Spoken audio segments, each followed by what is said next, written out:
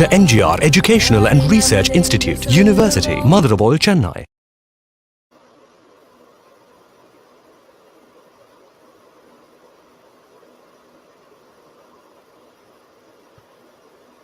Warm welcome to all. The learning never exhausts the mind. The beautiful thing about learning is that nobody can take it away from you. I hope everyone who has joined in this event has chosen the path of learning. I am Dr. R here, working as Assistant Professor in the Department of Chemistry at Dr.MGR Education and Research Institute. It gives me immense pleasure in meeting you all for this webinar on selective transformation of biomass-derived substrates to chemicals. In this studio, we have Dr. S. Valliammal, Head of the Department of Chemistry, and our chief guest, Dr.S.Saravanamurugan, Scientist E, DBT, Center of Innovative and Applied Bioprocessing, Punjab, India. Along with the chief guest, in the studio we have my dear colleagues Dr. L. Ramapriya, Mrs. M. Sashikala, and Mrs. M. Shivaratna. Now I call upon Dr. S. Valliammal, Head of the Department of Chemistry, to deliver welcome address. Over to you, ma'am.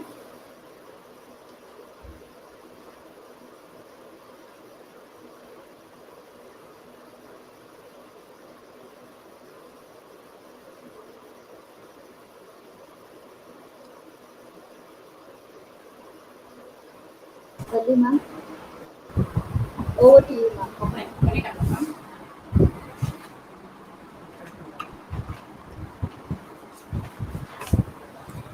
A very good evening to one and all gathered here for this one-day national webinar on selective transformation of biomass-derived substrate to chemicals. On this occasion, I would like to give a warm welcome and thank our founder chancellor, Thiru A.C. Shanmugam, and our president, ACS Arun Kumar, for granting approval to conduct this online webinar in a successful manner. It gives me an elevated feeling in welcoming the higher officials of our campus, especially our joint registrar, our dean and deputy dean, who always stand beside us in all our success. I feel very happy in welcoming our today's chief guest, Dr.S.Saravanamurugan, scientist, E, DBT, Center of Innovative and Applied Bioprocessing, who has a successful career in a healthy, challenging environment. He is a man of knowledge, which I came to know through his elevated profile. On behalf of Chemistry Department, I welcome you, sir. I also take this opportunity in welcoming our today's participant who have been provided the necessary essence of today's society from their comfortable shelter. I welcome all the participants on behalf of the Chemistry Department. I really owe my thanks to my friends of Chemistry Department who stands beside me for the success of the department. I welcome them all. Once again, I welcome you all. Thank you. Thank you, madam, for your welcome address. And now I call upon Mrs. M. Shashikala, Assistant Professor, Department of Chemistry, to introduce our chief guest.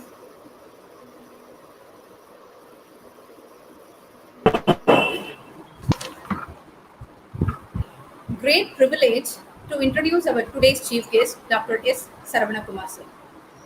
Dr. S. Saravanamurugan is currently Scientist E at Center of Innovative and Applied Bioprocessing, a national institute under Department of Biotechnology, Government of India, Mohali, since 2016. He obtained his PhD in the field of heterogeneous catalysis from Anna University in the year 2005.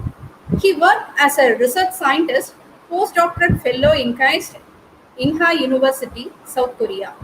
He was working as postdoctoral fellow and senior researcher at Center for Catalysis and Sustainable Chemistry, Technical University of Denmark, more than 8 years. His main research topics include biomass transformation with zeolite, zeotype, and a mixed oxide catalyst. He has published 70 peer-reviewed publications and 9 patents filed granted with more than 3,600 citations. He received a DST DAAD fellowship during his doctoral studies and also received Early Career Research Award given by Sir DST in the year 2017. He is a visiting professor and Gujarat University, China, and also an adjunct associate professor of Regional Center for Biotechnology, Faridabad. On behalf of organizing committee and participants, I welcome you, sir, to give your presentation on selective transformation on biomass-derived substrates to chemicals. Welcome you, sir.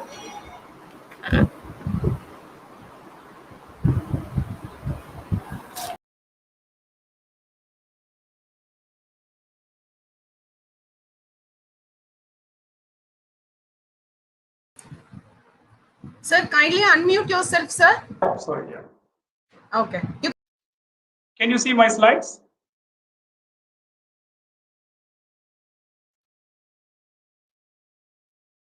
Thank you very much for your nice introduction. Before I start my presentation, I would like to thank President and Vice Chancellor, the Joint Registrar, Dean, Deputy Dean, HOD Chemistry, and staff of the Chemistry Department for giving this opportunity to present my work. I hope all you can see my slides.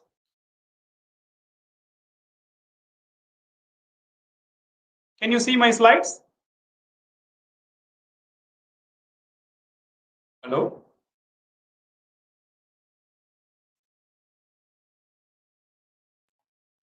Yes, sir, we can see, sir. It's visible. Fine. Great. Yes.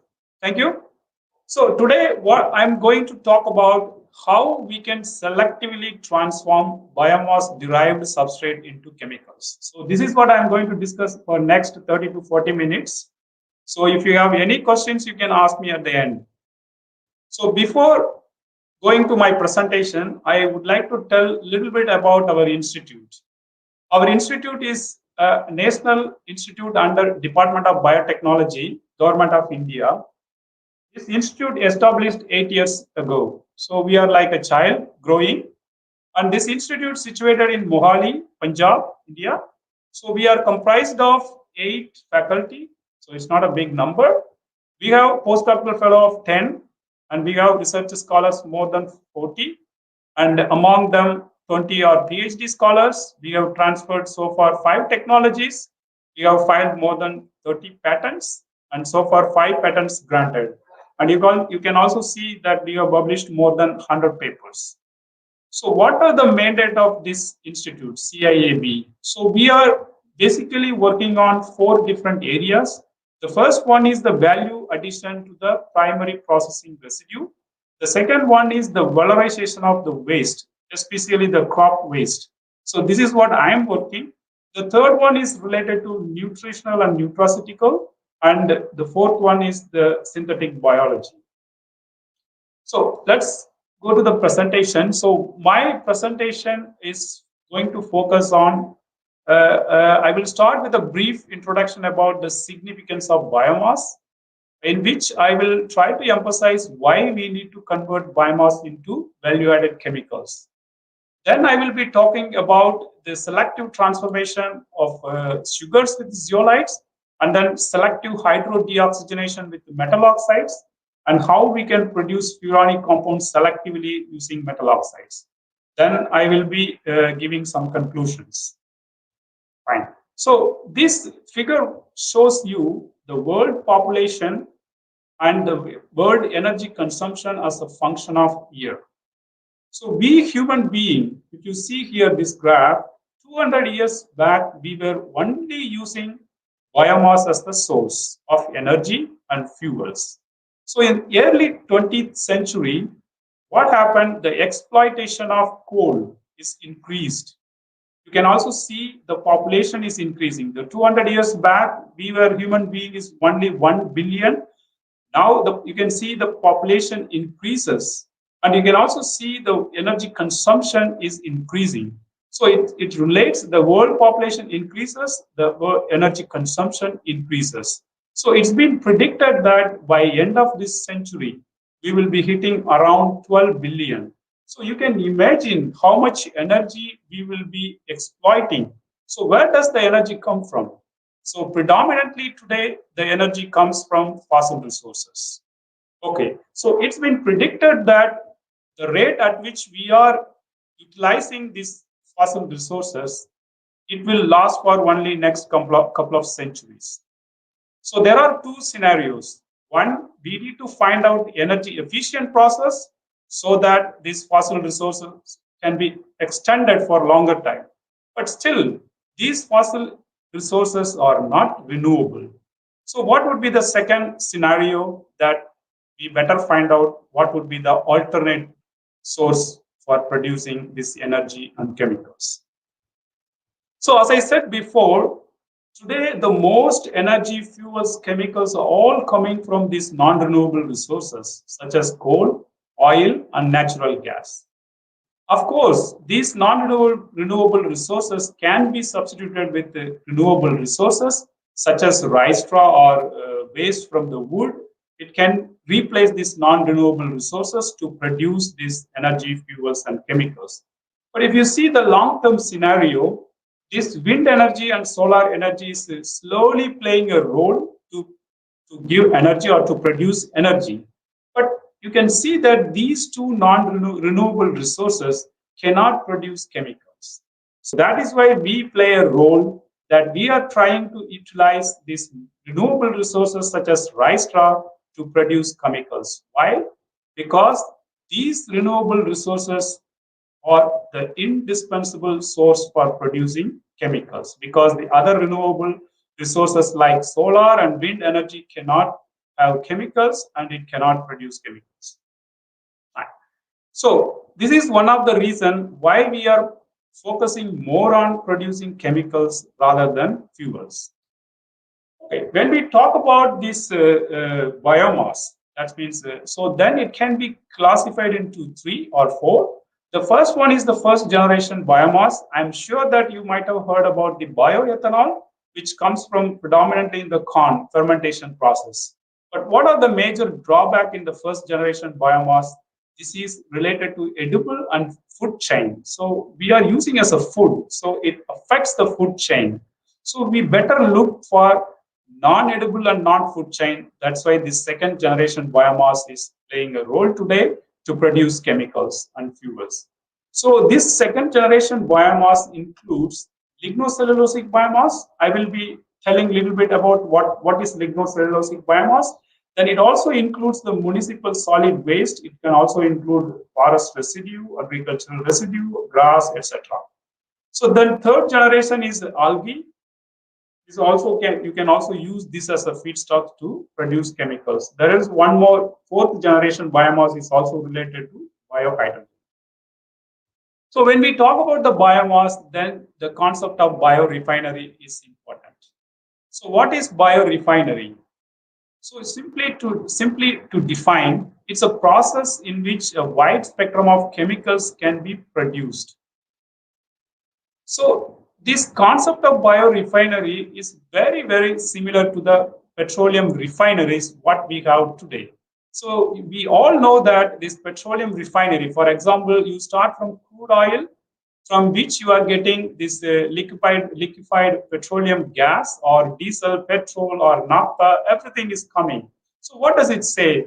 In the petroleum refinery, they are producing a wide spectrum of chemicals. In same way, you can expect in the biorefinery, from which you can produce a lot of chemicals and fuels. So if you look at the data, the availability of biomass in India, because that is very important.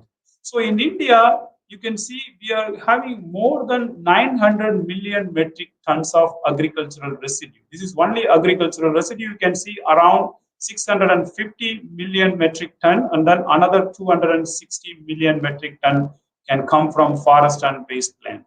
Today, these waste are not utilized properly or they are underutilized. So it is highly important to focus on how we can make use of this waste into chemicals. So as I said before, what is lignocellulosic biomass? So the lignocellulosic biomass, the name itself says it contains lignin and cellulosic components. So predominantly if you take any lignocellulosic biomass, it composed of cellulose, that is nothing but the glucose in polymer.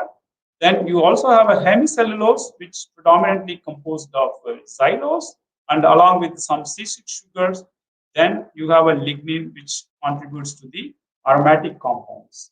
So if you see that these both cellulose and chemicellulose can contribute between 60 and 80%, and the rest would be the lignin. So it's very important to convert these biopolymers into chemicals or fuels. So in connection with that, what we have been doing for last 10 years. So of course, we did not use biomass as a substrate. What we use is the glucose as a starting substrate, which can be a model compound for cellulose. I'm not going to discuss about in this slide. This is just to give you an overview what we have been doing. So basically, I am a catalysis chemist. So our role is to design a catalyst to produce a chemical in a selective manner. For example, if we start with the glucose, we have some zeolite, we can selectively produce fructose. If we change the properties of the zeolite, then we can go all the way to methyl lactate or methyl propionate. You can see likewise, we are able to control the formation of products from glucose to HMF or EMF, or it can go to alkyl levolunate, or you can go other way to FDCA. So likewise, you can play a lot with these sugars in the presence of a catalyst. So likewise, we also work on C5 sugars. You can see we can make furanic compounds, and also we work on C4 sugar to make some precursor of polymers.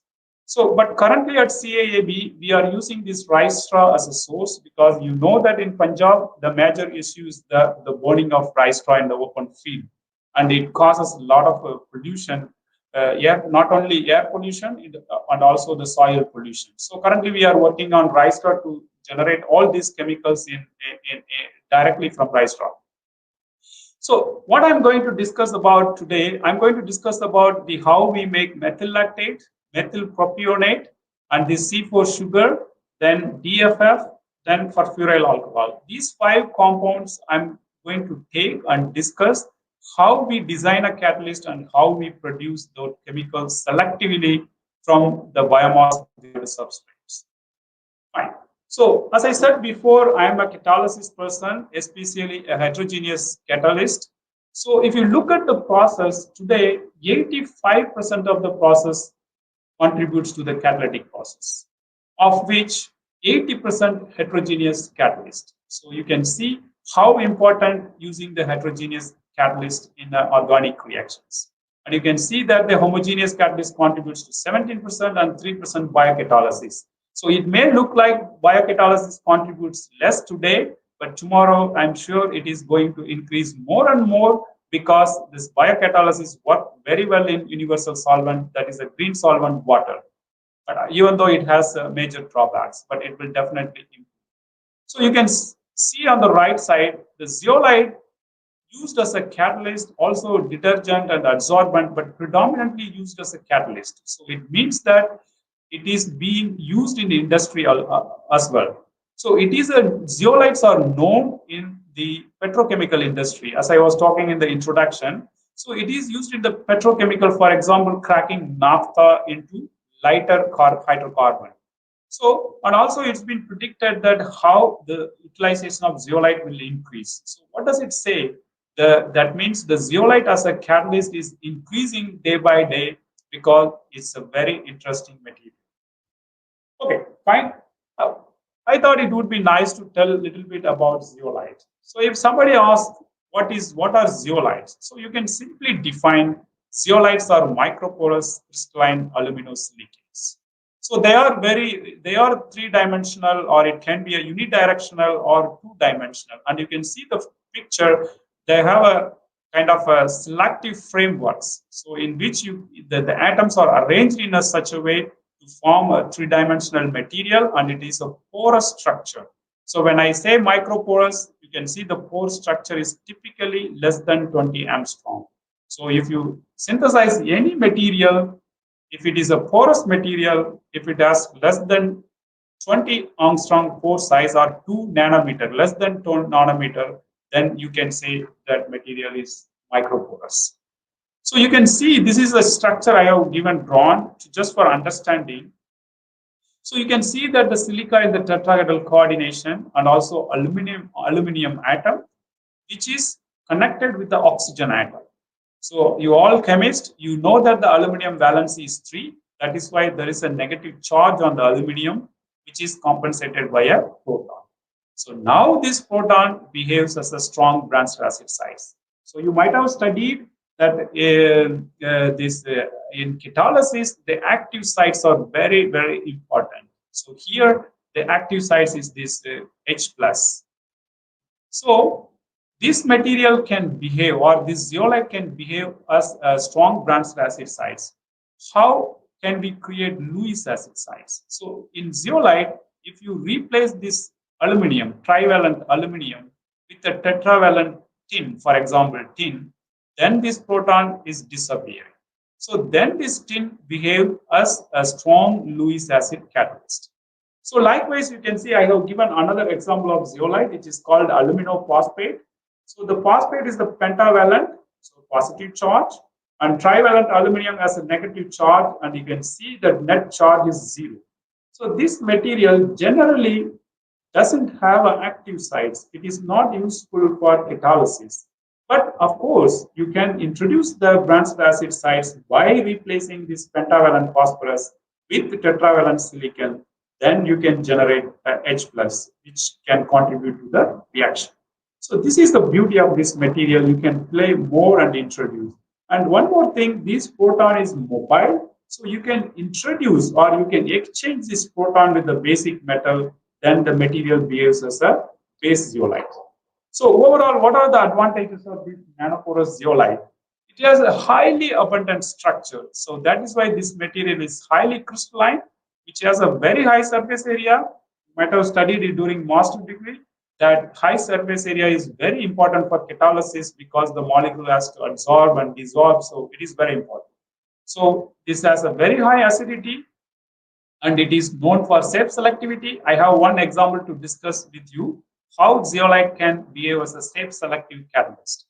So this material known for high thermal stability, that means it can be stable up to 700 or 800 degrees Celsius, the material will still be stable. As I said before, the physicochemical property of the material can also be tuned, and it's been proven that this zeolite can be reused without any loss of activity for several runs. Okay, so I move to the first example. I'm going to talk about how we make methyl lactate from sugars. So this is just give you an overview. We try to use as much as possible sugar. This is the least possible sugar, that is glycolaldehyde, 2C6 sugar and also C6 sugar. So before moving to the results, how methyl lactate or lactic acid is being produced industrially. Of course, this glucose, the fermentation of glucose is being done today using a bacteria called lactobacillus. You can see that the glucose can convert into calcium lactate very selectively, more than 99% yield. But the problem is this bacteria is not alive in the presence of acid. That's why it requires a salt. So it requires a calcium hydroxide as a base. Eventually, you end up with calcium lactate. Then it needs a purification. That means you have to do a crystallization followed by acidification to get pure lactic acid. So this is a little bit cumbersome process. At the same time, it makes a huge amount of calcium sulfate, that is the gypsum, as a byproduct. So in 2008, we were thinking whether we can find out alternative heterogeneous process to make lactic acid from sugars. So we were the first to do this process, but before that, we started with a very simple sugar. We did not start with the glucose in the beginning. So we start with a very simple sugar, that is GLA. This is a glyceraldehyde, that is the C3 sugar, which can isomerize to dihydroxyacetone. These two are the C3 sugar, and to make alkyl lactate. If you have a methanol as a solvent, then you will get methyl lactate, or if you have ethanol, then you will get ethyl lactate. So we have used commercially available zeolites. You can see it may be confusing for you. I will just explain one of the zeolites. This is H means the hydrogen form. I told you that H plus means it's a proton. This is in the protonic form. The USY is ultra stable Y zeolite because there are many types of zeolite. This comes under Y type zeolite. This is a FAR type zeolite. This is Y. And 6 means silicon to aluminum ratio. So each aluminum atom will have six silicon atoms. So that's what it means. So the lower the number, higher the active sites. So, and likewise, you can see different types of zeolite. One is Y zeolite, beta zeolite, zeta Y, modernite. So there are 4 different zeolites, and we also use sulfated zirconia is known for branched acid catalyst. So I'm not going to discuss all these results. I will take some example. So if we take this HUSY6 and HUSY30, they are similar. They are similar type of zeolites. Only the difference in number of aluminum atom, but you can see the formation of methyl lactate. This is the formation of methyl lactate. The HUSY6 gives very high yield, close to the quantitative yield, but on the other hand, HUSY30 gives a very low yield, relatively very low yield. So we were wondering why this big difference between these two zeolites. So if you are working in a catalysis, you know the importance of doing in situ pyridine absorption. I heard that a lot of master students are listening to this presentation. So I would like to give a kind of a very brief introduction how important this study is. So the pyridine is a probe molecule to characterize any solid material to find out whether your material has branched and Lewis acid sites or not. Because you know that the pyridine is a base which can, when you absorb this pyridine on a solid material, if it has a proton, that proton will be donated to pyridine and it makes pyridinium ion. If you don't have a branched acid sites, if you have a Lewis acid sites, then pyridine preferentially absorb, or it makes a bond between Lewis acid sites and this nitrogen atom in the pyridine. So in this in situ study, you need an IR instrument for this. Then you will see a characteristic peak of branched and Lewis acid sites. So I'll just you see here the peak appeared at around 1545 belongs to branched acid sites and 1450 belongs to the Lewis acid sites. So this, when we see this HUSY30, and similarly you see these 2 peaks. So we try to quantify these 2 peaks to see how much branched and how much Lewis acid sites are available. In case of HUSY6, we see that it contains 200 micromole per gram of zeolite. On the other hand, this HUSY30 has 7 times lower Lewis acid sites. So when we found these results, what we assumed, we could not conclude, but what we assumed that this Lewis acid sites is playing a role to produce methyl lactate selectivity. So if you look at the right side of the reaction, if you have C3 sugar, it doesn't matter what acid sites you have. You may have a branched and Lewis acid sites. It can do a dehydration to make this intermediate called pyrovaldehyde. Then your alcohol plays a role. It reacts with this intermediate to make another intermediate which is called hemiacetal. Once the hemiacetal form, then your active sites will be playing a role. If you have a Lewis acid sites, it converts into methyl lactate. If you have a branched acid sites, you end up with this acetal. In case if you have both acid sites, then you will get a kind of 50-50%.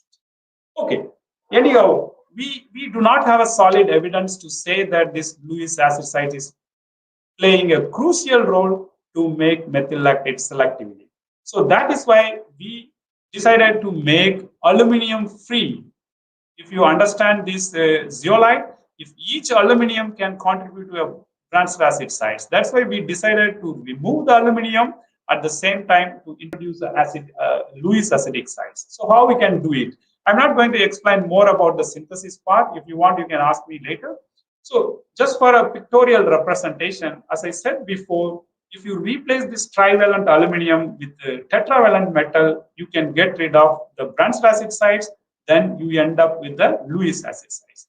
This you can do during the synthesis, or you can do a post-synthetic. That means you buy commercially available zeolite, then you do an acid dealumination. So what happens, this acid will react with the aluminum and it makes corresponding salt. Then you will end up with this kind of, we call it as a selenol nest. Then you can incorporate whatever the tetravalent metal you want. In this case, we introduced tin, titanium, and zirconium. These are all tetravalent metal. You see what happens once we introduce the tin. Okay, I will take few data for understanding. So when we have aluminum beta as a catalyst, you should assume that this is, as I said before, the silicon to metal ratio. This means each aluminum will have 65 silicon atom. So each aluminum can contribute to a branched acid sites. Okay, so you can see here the formation of methyl lactate is nothing. When we have a tin, as I shown in the previous procedure, how we incorporated tin, and you can see that we got close to 100% yield of methyl lactate. So now you may ask, as I said before, tin should be in the framework. This is called framework. Tin should be in the framework, then this should be active. So as a chemist, you understand how do we know that the tin is the framework or it's just sitting on the surface as a tin oxide. So we got the same doubt at that time.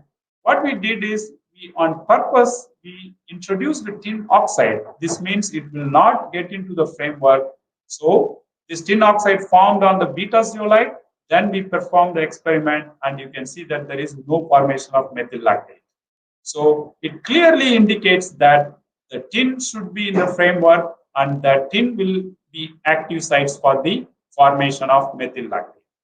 So one more evidence, this acetic resin, this is commercially available, which is known for strong branched acid sites. So we wanted to prove it, this branched acid site is really playing a role on the formation of methyl lactate, and you see that there is no role of branched acid sites. So all these data indicate that if tin is incorporated in the framework, it will be very active and it can selectively produce methyl lactate.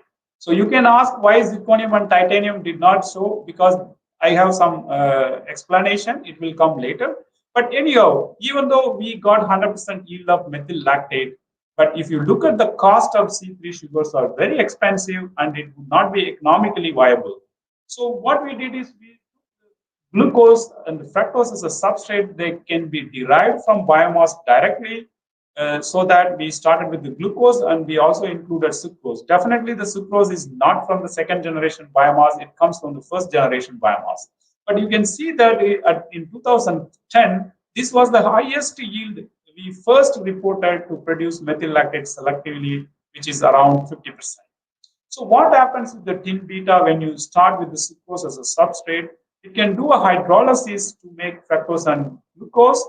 If you have a strong branched acid sites, then your substrate convert into methyl glycoside, then it is very difficult to make methyl lactate. So you should have a strong Lewis acid sites, then only the reaction can go forward to fructose and then it can do a retroaldol reaction to make C3 sugar. And as I shown before, it follows the same pathway to make methyl lactate. So as I said before, why zirconium and titanium is not active and why tin is active. So if you are working in catalysis field, especially with the Lewis and branched acid sites, it's very important to know that this cyclohexanone adsorption study is very, very important. So for example, the silica, it does not have acid sites. So when you do a cyclohexanone adsorption, it's like a pyridine adsorption. Here we use cyclohexanone instead of pyridine. So there is no strong interaction between silicon and this CO group. Then the peak appears at this 1673. Okay? Sorry, this one. So 1717. So there is no significant peak you can see. This is first, this is pisisorb cyclohexanone appeared at 1673, but after the long treatment, that peak is disappeared. That means there is no strong interaction between the CO and silicon. So when we do same experiment with the tin beta, you can see that it shifted 48 centimeter towards lower wave number. But in this case of zirconium and titanium, the shift is only 32%.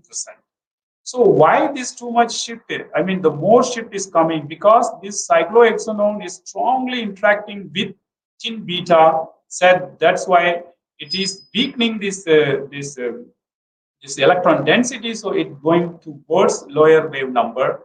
And if you see a higher shift, then it has a higher Lewis acid strength. So that is one of the reasons why tin beta gives more yield compared to zirconium and titanium. So I'll go a little fast. So this slide shows you any catalytic study. You should prove that whether this catalyst is recyclable or not. You can see this green bar. It's all belongs to the methyl lactate yield, and you cannot see any significant difference even after the sixth runs. So that means the catalyst is stable. But simply looking at the recyclability, one cannot say that this material is stable. So we need to have a characterization. So especially in zeolite, if you do a surface area measurement and micropore volume, it will clearly tell you. For example, tin beta has around 500 meters per gram of surface area, and you can see even after the fifth use, no significant difference. So it tells that the structure of the zeolite is retained. Similarly, you can see this is micropore volume, and you can see there is no significant difference. And likewise, the zeolite, it has no difference. That means the zeolite is very stable. So after this, as I said before, we used different sugars. We started with the C2 sugar. I'm not going to explain to all these, but we observed very interesting results here, and it opened a window to start a new research. For example, when we start with the C2 sugar, we could not see the formation of methyl lactate more. Rather than we see the formation of another interesting molecule called MVG. So similarly, you can see C3, there is no formation of this methyl vinyl glycolate. But when we go to C4, you can see this erythrose and erythrulose. These are C4 sugars, which gives less methyl lactate but more MVG. So what it conveyed to us? So we thought that this glycolaldehyde can be used as a substrate to produce C4 sugar and then to make this MVG. So based on that, we thought, so how we can convert C2 sugar into C4 sugar selectively. You may ask, the C2 sugar is very cheaper. No, definitely no. Today, if you look at this bio oil derived from biomass, which contains more than 10% of glycolaldehyde in bio oil.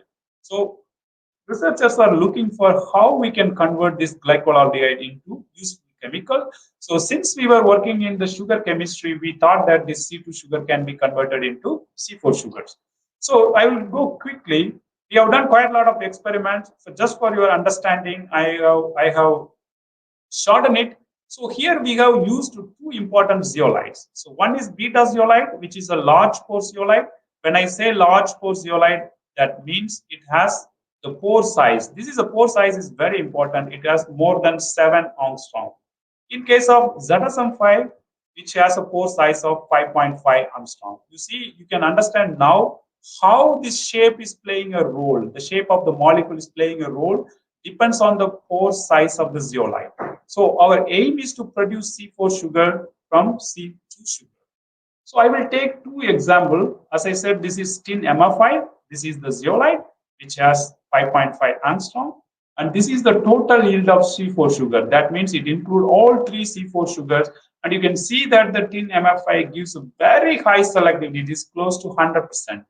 But if you take, on the other hand, tin beta, which is a large pore zeolite, which has a very small yield of C4 sugar. So if you look at this here, you see the formation of C6 sugars in case of tin beta is more, and in case of tin MF5 is small. You can ask why. So if you look at the structure of, I'm sure you have studied carbohydrate chemistry and the structure of glucose, fructose, whatever it is. So you can see these C6 sugars are cyclic hemiacetal, which is relatively large, which cannot form inside the small pores. But on the other hand, it can be formed into the large pore zeolites. That is why this beta zeolite is giving more C6 sugars and less C4 sugars. But in case of ZSM5 or MF5 zeolite gives more C4 sugars. So this is why this safe selective catalysis play a role. So zeolite can be used as a safe selective catalyst.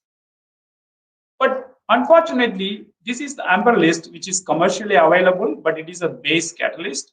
It also gives relatively high yield compared to this tin number 5. Then you can ask why we have to synthesize zeolites, which are really expensive. So then we did a recyclability study. You can see that this is the results obtained for zeolite. There is no significant loss in the yield of C4 sugars, but in case of amber list, you can see after each run the yield of C4 sugar is steadily decreasing.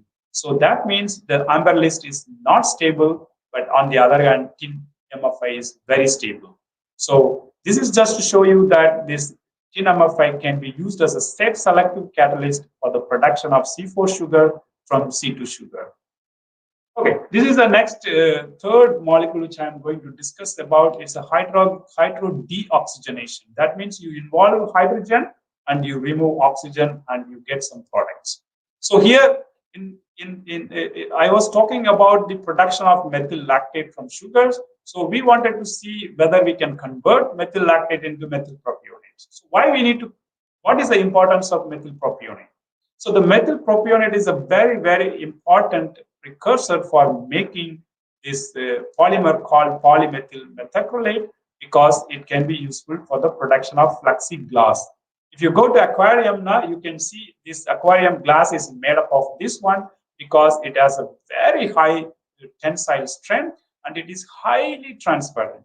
So this is very important application. The one more important application, the biomedical, this compound is used for the knee transplantation. Okay, so today I'm not going to explain much about this. Today there are many industrial processes for the production of methyl propionate or MMA, but you can see these all chemicals are poisonous or they are coming from fossil resources. As I said before, we wanted to see whether we can make these chemicals from the biomass. And we focus how we can make methyl propionate from methyl lactate using metal oxide catalyst. Okay, so I think I do not have much time. I will go fast. So based on the literature, we know that the rhenium, for example, rhenium can activate this CO bond. Then another metal can do the hydrogenation. Overall, it can do hydrogenolysis. So based on that, we keep rhenium in all the support and we introduce another metal. Sorry, in this case, we use ruthenium and rhenium. We use different support to see which one would be better. But you can see that we cannot see a high yield. This green bar is the yield of methyl propionate.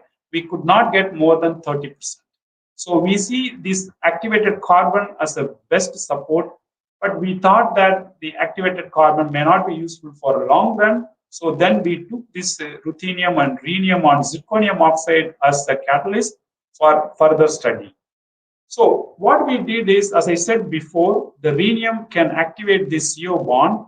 Then we wanted to introduce another metal. For example, at this point, we didn't know that this non-precious metal will work.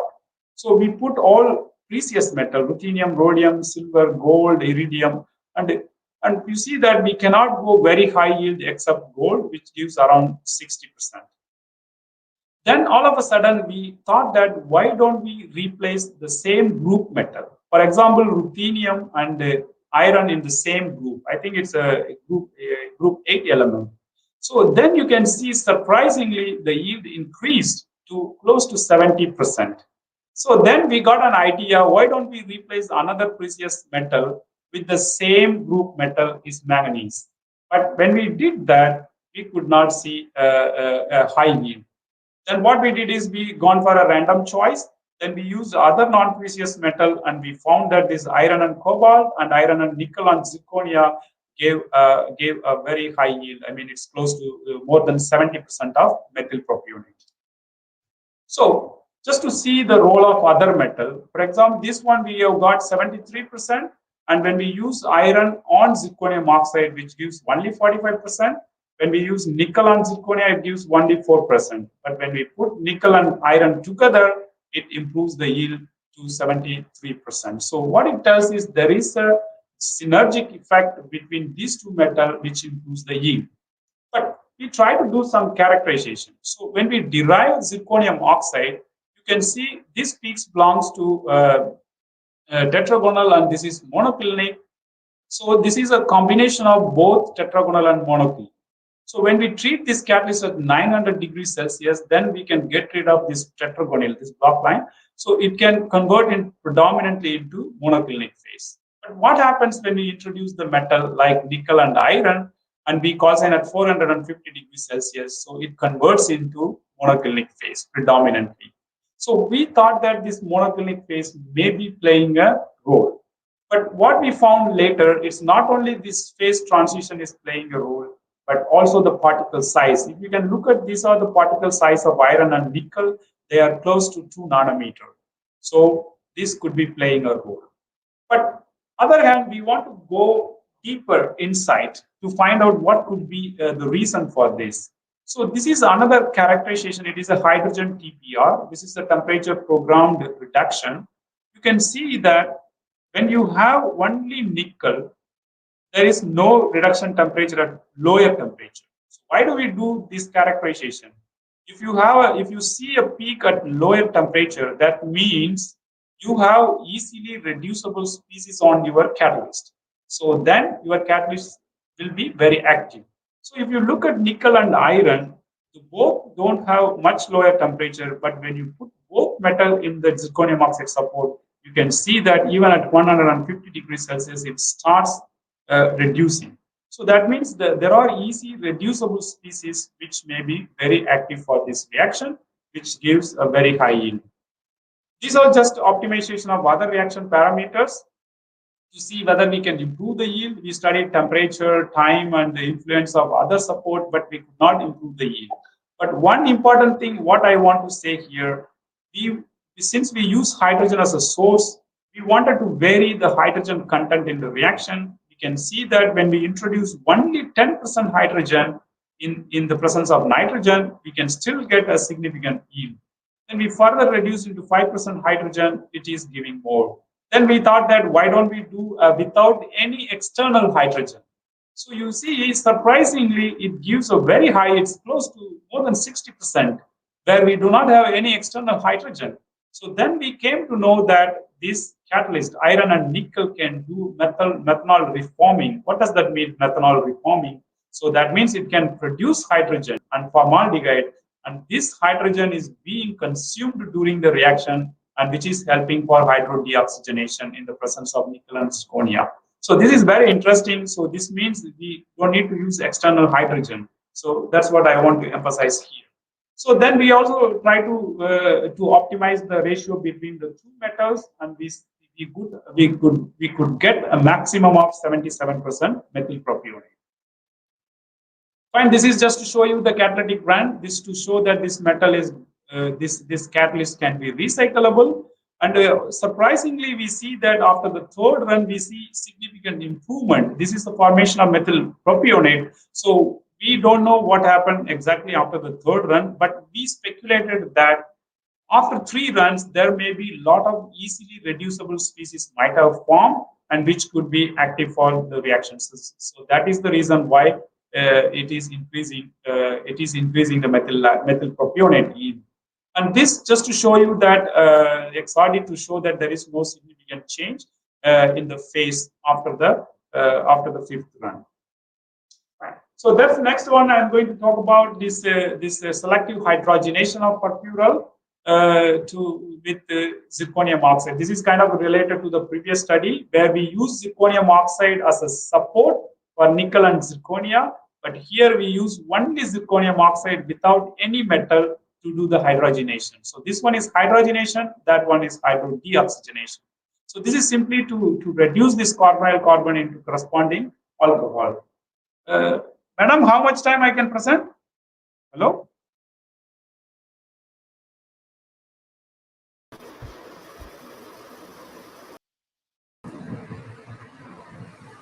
Sir, you can go ahead, sir. We have time. Okay, fine. Thank you. Because it will take another 10 minutes. Fine. Okay. So I'm going to talk about this hydrogenation of perfurel. I will briefly explain how we synthesize this zirconium oxide. So we have used 2 different zirconium precursor. Then we use urea as a precipitant. Then we use 2 different solvent. One is water and one is methanol. If we use water as a solvent, okay, then zirconium oxychloride or zirconium oxynitrate as a precursor, then you can see this is the nitrate precursor and this is chloride precursors. So if you see it's the green letters, then you can assume, you can think that this is synthesized using water as a solvent. But if you see in the red color, then this material is synthesized using methanol. So this figure shows you the conversion and selectivity of perfural and perfuryl alcohol. So as I said before, this young zirconium oxide, this is this material more than 90% of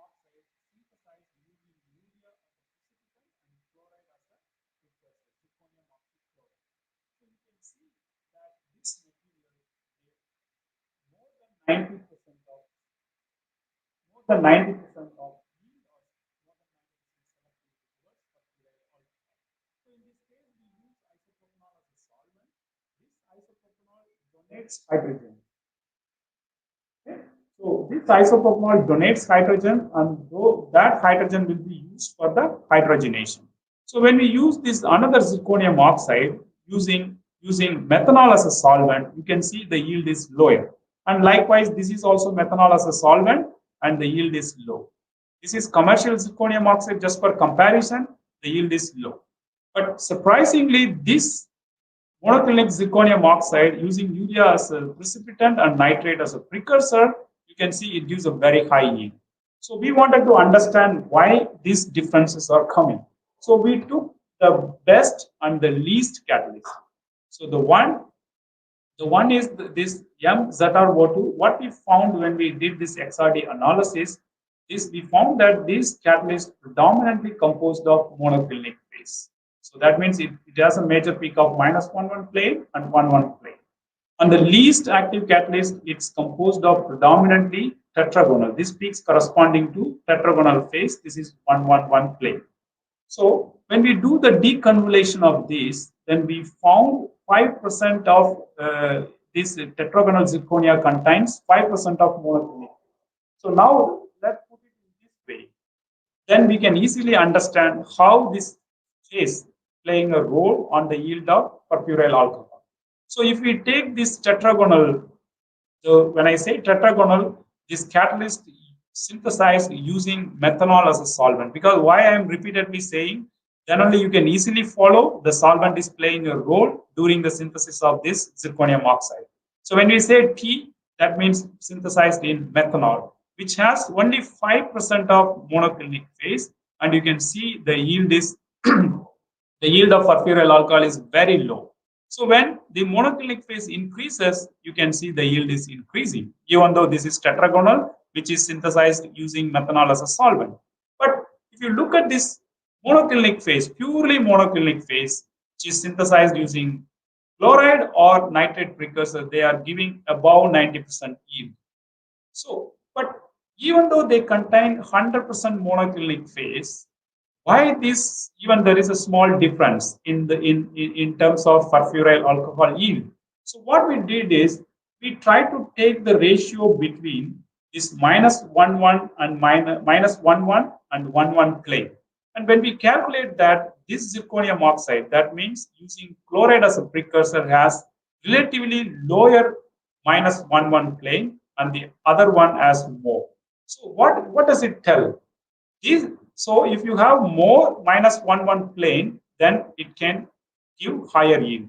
So to indirectly say the active sites, as I said before, in catalysis, active sites is very important. So we assumed that the lot of active sites are available in -1,1 plane, which could be active, and see how. So to support the data, we also did this high resolution and low resolution TEM. And you can see on the right side, this is the monoclinic zirconium oxide. These are the typical lattice fringes for monoclinic phase, and we do not see any impurity lattice fringes for tetragonal phase, and which gives a very high yield of perfuryl alcohol. On the other hand, if you take this tetragonal zirconium oxide, you can see here you can see for one example, this one, the lattice fringe, it gives like a 0.36 nanometer because no tetragonal zirconia can have this much lattice fringe. So it is clearly says that this has some impurity of monoclinic phase, which is contributing to the reaction. So this is what we concluded. So I think this slide shows you a very simple experiments. At the same time, it gives a lot of information. Because in catalyst, you can have both acid and basic sites. But how do we know that which active site is playing a role? So in connection with that, the first entry, we add pyridine. I mean, during the reaction, we add pyridine as an additive. What does it do during the reaction? It kills selectively the acidic sites. So what does it mean? When it kills acidic sites, the basic sites will be free for the reaction. So you can see we got very high yield of furfuryl alcohol. Then we did other way around. We use some acid, nitrobenzoic acid as an additive. What does it do? It kills the basic sites. That means acidic sites will be free for the reaction. So here we do not see significant amount of furfuryl alcohol. So if you look at these two data, it clearly tells that the basic sites is playing a role. In the previous slide, I told you that the -1,1 plane possess the active sites. So we concluded here, or we predicted that the -1,1 plane possesses more basic sites, which is playing a role. So when we use these additives as a catalyst and we do not see any formation of furfuryl alcohol, that means in these two experiments, these two additives not playing a catalytic role. So then we try to see, okay, from the previous experiment, we found that the basic sites are playing a role and we wanted to quantify it, how much basic sites are available in this catalyst. So this is another interesting technique called temperature programmed desorption. This is called ammonia TPD. So this is a nice characterization technique where you can quantify the number of basic sites in your material. So this is just a TPD profile. You can see this is for the least catalyst and this is the best one. And if you look at the if you look at this is the one which I'm just not going to explain, but we categorize into weak, medium, strong. And if you look at the total acid basic sites, it contains more than 500 micromole per gram. On the other hand, the least catalyst contains only half of it. So that is why it gives a low yield of furfuryl alcohol. The other one gives higher yield of furfuryl alcohol. And you can see this is another tetragonal zirconia. When I say tetragonal, this is synthesized using methanol as a solvent, but it contains some amount of monoclinic phase, and you can see the basic sites is slightly higher. So when you have monoclinic phase more and the basic sites are more, and these basic sites are originating from -1,1 plane, which are more active for this reaction. So these data, here in this slide, you can see this XPS means X-ray photoelectron spectroscopy and the Auger electron spectroscopy. These two are very nice characterization technique to study the surface chemistry of your material. I'll just briefly let you know. You can see this is the black one. It is monoclinic zirconia. When we compare with the tetragonal zirconia, there is a slight shift. So what can we understand from this? So when you have a slight shift in tetragonal zirconia, that means it has a higher binding energy. When you say higher binding energy, it is stronger the Lewis acid sites, stronger the Lewis acid sites. But at the same time, it means indirectly it contains weak basic sites. So as I said before, we need a basic sites for this reaction. So it clearly indicates that this monoclinic zirconia has relatively stronger basic sites than this one. And you all know that the basic sites generally originate from oxygen species. So we try to quantify the oxygen lattice species in the zirconium oxide network, and using this O1S spectra, then you can see that the monoclinic zirconium oxide possesses 68%, which means the 8% higher than the tetragonal zirconia. That's why it's more active. And this, as I said before, this is another surface characterization technique. It gives the surface oxygen concentration. So you see that the monoclinic zirconia, it contains around 90% of surface oxygen concentration. So you all know that the bulk inside, I mean the interior of the material is never been used for the catalysis because the molecules are very difficult to access. That is why the reaction takes place always on the surface. So it is important to calculate the surface oxygen concentration, and these data will definitely support for the role of basic sites. So just a mechanism how. So if you have a zirconium oxide, then you are having isopropanol. As I said before, isopropanol is a hydrogen donor molecule. First, it preferentially get adsorbed. When it have a strong basic sites, it preferentially interact with the hydrogen OH group. Then it makes kind of intermediate. Then furfural comes. It makes 5-member or 6-member cyclic intermediate. Then it donates the hydrogen. Then acetone as a byproduct will leave, and it makes furfural alcohol in the fourth step. So now you will understand this role of basic sites. So you see, you imagine this cycle, but during this cycle, you are introducing this nitrobenzoic acid. What is happening? As I said before, zirconium oxide has a strong basic sites. When you add acid during the reaction, then it preferentially donate the proton to the basic sites of zirconium oxide. Then there is no room for the adsorption of isopropanol. Then this catalytic cycle cannot take place. And this clearly tells us that the basic sites present in zirconium oxide plays a predominant role to produce furfural alcohol selectively. So, since we have prepared different type of zirconium oxide, but how do we know that which zirconium oxide is really active? So, in catalysis, you have to compare the conversion of each zirconium oxide at similar conversion to look at the initial rate. If you see the initial rate is high, then you can say that material is high, has a high activity. So, for example, we started with zirconium oxide. It requires almost 100 hours even to get, let's say it's around, it's nothing. Initial rate is nothing. Or if you look at the selectivity, it's less than 20% of furfural alcohol. But here you can see this monoclinic, the best one, it requires only half an hour and to get almost close to 100% yield. And it has a very high initial rate. And I also discussed with you another interesting monoclinic zirconium oxide. You can see the selectivity difference. They are very close. If you remember the previous data which I shown you, they have a same yield. But when we look at the lower conversion, you can see there is a significant difference. What is that? Why it is happening? As I said before, this zirconium oxide prepared by using water as a solvent and nitrate as a precursor has more -1,1 plane in the zirconium oxide, which can possess more basic sites, which is contributing to the reactions. So I think these slides also support to calculate this turnover frequency. This also you see in catalysis, people used to report turnover frequency, and you can see this the best zirconium oxide has highest turnover frequency compared to other zirconium oxide. And this is just to show you that we use the other types of carbonyl carbon, and they give very good yield using the same reaction protocol. And we also show that this catalyst can be recyclable.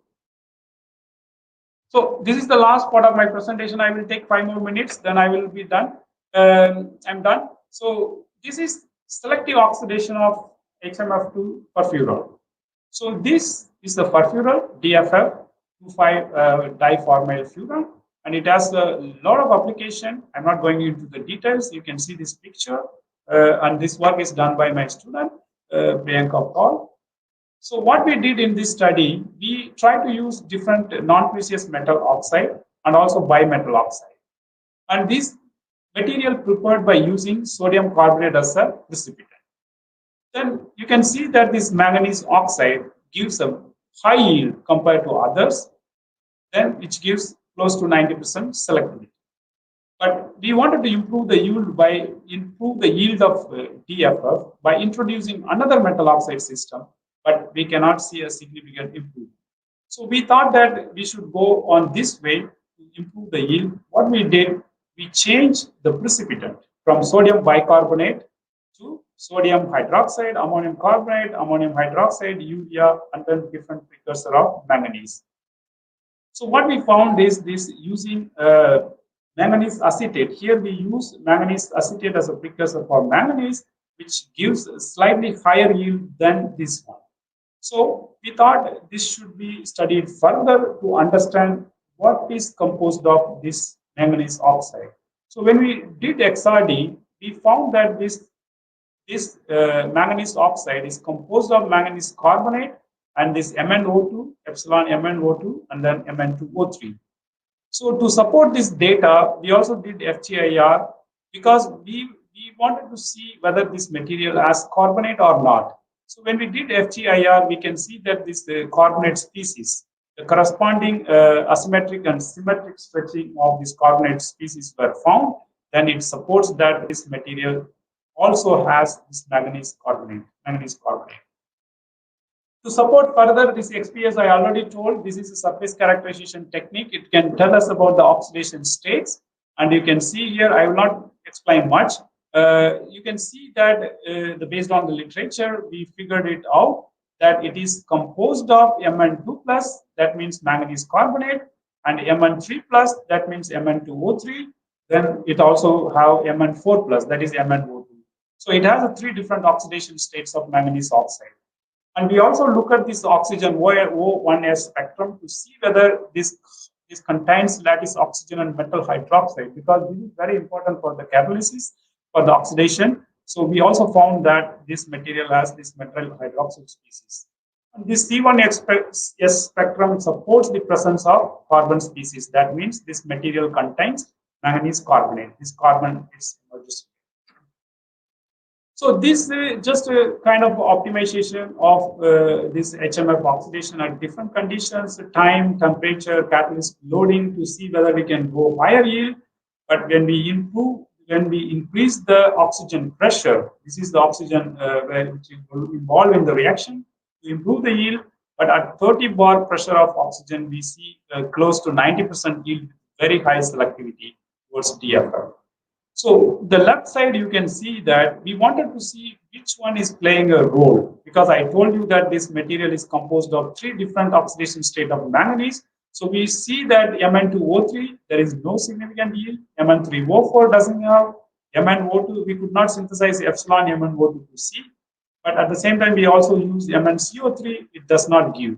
But when we use this manganese oxide, under similar conditions, we can see that 51% of DFF is formed. So what does it tell? That this is a combination role between MnCO3, Mn2O3, and the MnO2. So then we wanted to study whether this oxygen is really required for this reaction to do this oxidation or not. So we expected that if we perform the experiment under nitrogen atmosphere, it should not give any DFF because there is no oxygen source. But we found that there is a significant amount of DFF is formed when we use nitrogen. That means there is no oxygen here. So then we switch from nitrogen to air, then yield is improved. Then air to oxygen, it's a highly concentrated oxygen, then it is the yield of DFF is increased. So we were wondering why nitrogen gives some amount of DFF when we do not have oxygen in the reaction. So after the reaction, we took that catalyst, spent catalyst, and did this XPS study. We found that the lattice oxygen content is decreased. This is corresponding to the lattice oxygen. So it is decreased from 71 to 50%. So what we can conclude from these spectra, that the oxygen in the manganese oxide is being donated for the reaction, and that is making the product. So this is the mechanism. As I said before, this is composed of Mn2 plus, 3 plus, and 4 plus, and based on XPS, we found that it contains this hydroxyl species, and which is very important. And you can see that this HMF gets absorbed on Mn4 plus, and then later oxygen comes into the picture. Then it makes this peroxo species. This is very important. So then this species can take this oxygen lattice and it leaves as water molecule. Then this lattice oxygen will go as a water molecule. Then it become a vacant site. Then this vacant site is filled by the oxygen from the peroxy species. Then the DFF will be out. So then this oxygen vacancy become lattice oxygen in the presence of oxygen. So now you know that if we do not have oxygen, then this vacancy site cannot become a lattice site. So this is what happening when we perform the experiment in nitrogen. So we tried to use different solvents, and we found that the ethanol gave the highest yield, but toluene is relatively good. And this is just to show you that the recyclability, of course, the yield is going down after a few cycles. So we wanted to understand why. You can see here the fresh catalyst. This is the peak corresponding to MnCO3. After the first peak, after the first run, this MnCO3 is disappearing. So as I shown in the mechanism, this Mn2 plus is needed for the reaction, and which is disappearing. That could be one reason why the yield is decreased after the fourth cycle. And one more thing. So here you can see but one thing, after the first cycle, there is a slightly improvement in the DFF yield. So for that, what we did is we did this XPS analysis after the first run, and we found that this Mn2 plus content is decreased. At the same time, this Mn4 plus, that means MnO2 is increased. And we assumed that this formation of or increase in the MnO2 content, which could be playing a role. That is why it is improving yield after the first run. But however, after the fourth run, the yield is decreased because the Mn2 is almost disappeared. So it looks like the stability of the catalyst is very important in this study, which we do not have. And we are thinking about how to regenerate the formation of MnCO3 so that the catalytic cycle recycle can be improved. Okay, so I'm going to conclude. So when we use C3 sugar as a substrate using either commercially available zeolite or tin beta as a catalyst, which gives a very high yield of methyl lactate. So then when we switch to the C6 sugar in 2010, this is what we found as a new catalytic process, which is alternative to the fermentative pathway, which gives greater than 60%. Now the yield has been improved because this is the process we transfer the technology to the industry, and they are working. They improve the yield more than 70% now. Then the C2 sugar, I shown you the zeolite can be used as a safe selective catalyst, in which we use C2 sugar as a substrate and we produce the C4 sugar. The C4 sugar comes under the rare sugar. Generally, it is not available much in nature. So we have shown the process where we can make C4 sugars selectively almost 100%.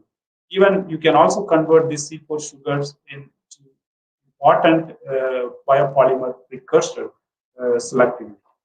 So then we found that using the nickel and the iron containing zirconium oxide as a catalyst can do a selective hydrodeoxygenation of methyl lactate to methyl propionate.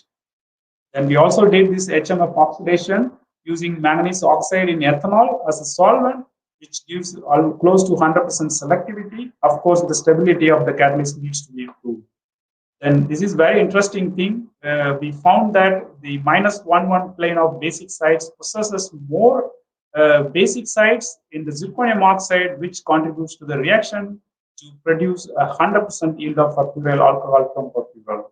If you look at the literatures, you see a very few literatures using no metal containing metal oxide as a catalyst for the reaction. So finally, all the catalysts are recoverable, recyclable, and active for at least 3 to 5 cycles.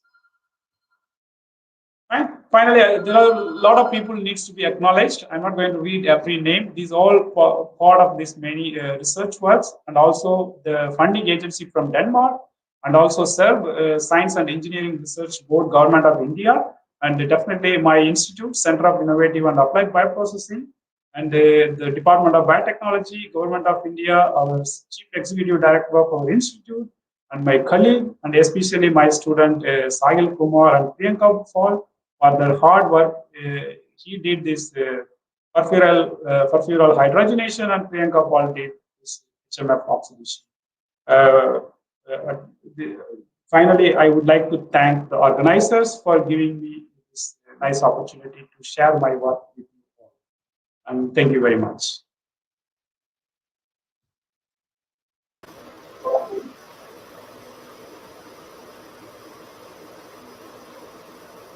Thank you very much, sir.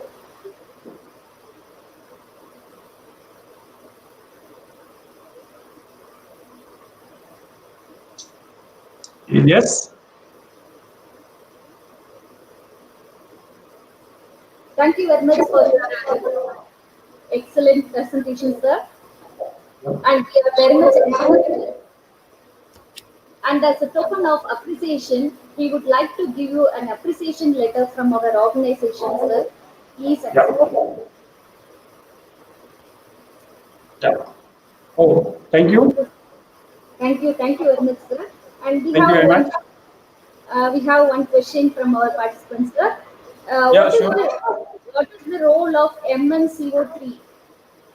Yeah, I think I shown you in the catalytic cycle. So MnCO3 is a 2+, and you can see there is a hydroxyl species are there, and that helps the formation of hydroxyl species. So that is playing in the catalytic role for the transformation of HMF to EF.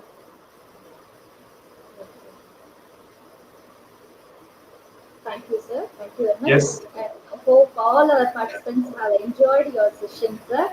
And Yeah. thank you very much for participating, sir. Yeah. Thank you very much. Thank you again. Thank you. Thank you, Thank sir. you. Bye bye. Since we have reached the closing phase, I would like to call upon Dr. L. Ramapriya, Assistant Professor, Department of Chemistry, to propose vote of thanks.